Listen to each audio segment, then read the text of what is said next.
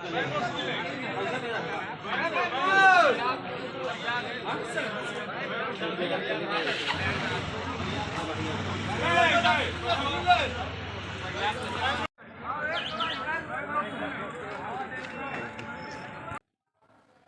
Group D के आप सभी अभ्यर्थियों को हमारा नमस्कार। और फाइनली आप सभी को मैं बता दूं कि जो लोग लगातार डिमांड हो रही थी कि एक्चुअल में जो नंबर ऑफ क्वेश्चंस हैं, क्वेश्चंस का लेवल ग्रुप डी के अंदर कैसे देखने को मिला है, जो रियलिटी है।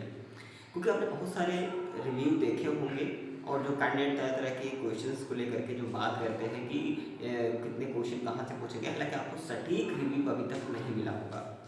लेकिन जो कैंडिडेट अगर खुद एग्जाम दे करके आता है जो सही तरीके से, जो मतलब एवरेज स्टूडेंट है, अगर मैं आपको बता दूं मैं खुद एग्ज़ाम देके आया और क्या क्वेश्चन आया है और किस लेवल का रहा इस बार का एग्ज़ाम और मेरिट जाने की कितनी संभावनाएं हो सकती हैं, कितनी कट ऑफ बन सकती है, तो आज मैं अपना पूरा एनालिसिस कराऊंगा मेरे सिर्फ में आए हुए क्वेश्चन के ऊपर।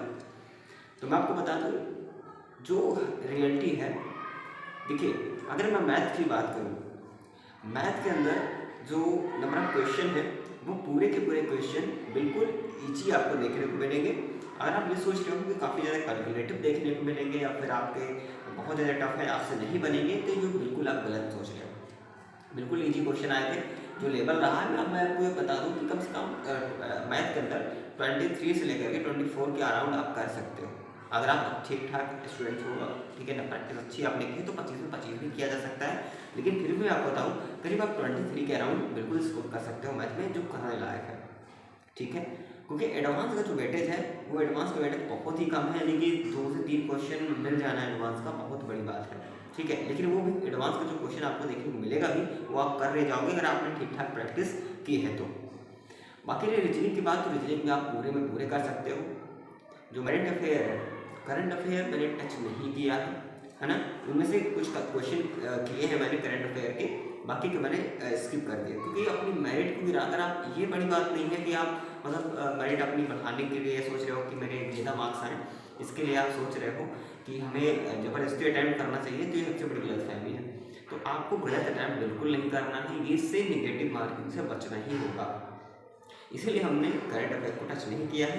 71 अटैम्प्ट है जिसमें से मैं 3 क्वेश्चन जो हमारे देखने को मिले हैं और करंट अफेयर्स के, उनमें से जो मुझे पता था कंफर्म वही करंट अफेयर को मैंने चूज़ किया, वही ऑप्शन मैंने चूज़ किया। 11 में से वो 4 क्वेश्चन डाउट के हैं, वो एलिमिनेशन मेथड के बाद जब 2 ऑप्शन में डाउट था, ठीक है, उस हिसाब से मैंने देखा। बाकी की मैंने रीजनिंग पूरे किए और मैथ के अंदर मैंने 24 अटैम्प्ट किए हैं। बाकी जो वही बात करा जाए कि जो क्वेश्चन साइंस के आ रहे हैं, साइंस के भी थोड़ा सा कहीं ना कहीं इस जो जैसे जैसे एग्जाम का लेवल, एग्जाम बढ़ रहा है आगे की डेट को तरफ लेकर के, लगातार जो है देखा जाए कहीं ना कहीं तो उसका लेवल बढ़ते हुए साइंस का थोड़ा सा अप हो रहा है, ठीक है। तो आपका थ्योरी बेस्ड भी क्वेश्चन पूछा जा रहा है, हालांकि अगर आपने ठीक ठाक जो है थ्योरी आपने तैयार की होगी या कॉन्सेप्ट से डीपली आपने साइंस पढ़ी होगी तो बिल्कुल जाहिर सी बात है कि आप बिल्कुल कर ले जाओगे, ऐसी बात नहीं है। कम से कम 15 से 20 के अराउंड तो कर ही ले जाएंगे साइंस के अंदर, ठीक है। बाकी करंट अफेयर की मैं बात नहीं करूँगा, ठीक है। जो आपके सिलेक्शन को टारगेट दिलाता है, जो सिलेक्शन जिससे हो सकता है, उसकी मैं आपको बात कर रहा हूँ कि सिलेक्शन वही होता है। आप मत सोचो कि करंट आपने टच नहीं किया, ठीक है, तो करंट से ही आपका सिलेक्शन नहीं होगा। करंट आपने अगर स्किप कर दिया, आपको नहीं आ पा रहा है, आप ठीक है कैच नहीं कर पा रहे हैं, तो कोई ज़बरदस्ती नहीं कि आप करंट का क्वेश्चन करोगे तभी मेरिट में आओगे। नहीं कर पा रहे हो कोई बात नहीं, गलत मत कीजिए, ठीक है।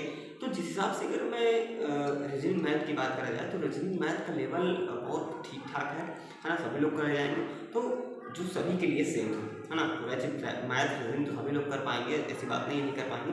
जो कट ऑफ आपकी बनती है, जो मेरिट को आगे ले जाएगी, वो आपकी साइंस और करंट अफेयर है।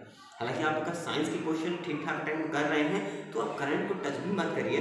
4 से 5 क्वेश्चन आप जो आपको आ रहे हैं आप कर ले जाओगे करंट्स के, तो बिल्कुल मैं कह रहा हूँ कि आपका सिलेक्शन से कोई नहीं हो सकता है। रही बात इस बात की मेरिट कितनी जा सकती है, तो सबसे पहले मैं आपको बता दूँ, अगर आप अनरिजर्व कैटेगरी से हैं यानी जनरल कैटेगरी से हैं तो मैं आपको बता दूँ कम से कम आपको 72 के अराउंड प्लस माइनस 2 के आसपास कर सकते हैं। तो 72 प्लस में आपके स्कोर होने चाहिए अगर आप जनरल में, तो फाइनल मेरिट की मैं बात कर रहा हूँ, पीएचडी की बात नहीं कर रहा है कि पीईटी की मैं बात कर रहा हूँ, ठीक है। ये आपके जो फिजिकल होगा उसकी मैं बात कर रहा हूँ। फिजिकल की तो थोड़ी सी कट ऑफ कम ही जाएगी, मैं फाइनल तो बता रहा हूँ, अगर आप सेम जोन में जाना चाहते हैं तो बिल्कुल जाओगे। और बाकी कैटेगरी की बात करा जाए, चाहे वो SC/ST की बात की जाए, तो SC/ST वाले आप ये समझ लीजिए, अगर SC की करीब 62 के अराउंड जा रही है, 63 के अराउंड जा रही है, तो ST वाले थोड़ा सा कम करके दे सकते हैं 58 के या 59 के आसपास, ठीक है। बाकी OBC AWS का लगभग सेम ही रहते हैं, 1-2 नंबर का फासला रहता है, ठीक है। जनरल से आप थोड़ा सा कम करके चलिएगा 1-2 नंबर। बाकी जोन वाइज कट ऑफ जाती है, सब जोन का कहीं वे ज़्यादा कट ऑफ जाती है, कहीं हाई कट ऑफ जाती है, तो वो जोन पर डिपेंड करता है। हालांकि मैंने एवरेज आपको कट ऑफ बताई है, जो मैंने लेवल देखा उस हिसाब से मैं आपको बता रहा हूँ, ठीक है। तो बिल्कुल इस बार जो है कहीं ना कहीं एग्जाम का लेवल ठीक ठाक देखने को मिला है, और इस बार ऐसा कुछ होने को नहीं है कि जो आप लोग सोच रहे हैं, तरह तरह के जो दिमाग में ख्याल आते हैं। आपको मैं बता, जो लोग बता रहे हैं ना कि मैंने जो है 80-85 कोई बता रहा है, कोई कुछ बता रहा है मार्क्स इतने वो क्वेश्चन करके आए हैं, मैं आपको बता दूं ये आंसर के आने के बाद सारी हकीकत सामने आ जाती है ना। तो आंसर के आने के बाद जो लोग 85-90 प्लस बता रहे हैं वही देख लेना, 70 हो सकता है क्रॉस हो जाए, ये बहुत बड़ी बात है, ये जो हकीकत है, ठीक है।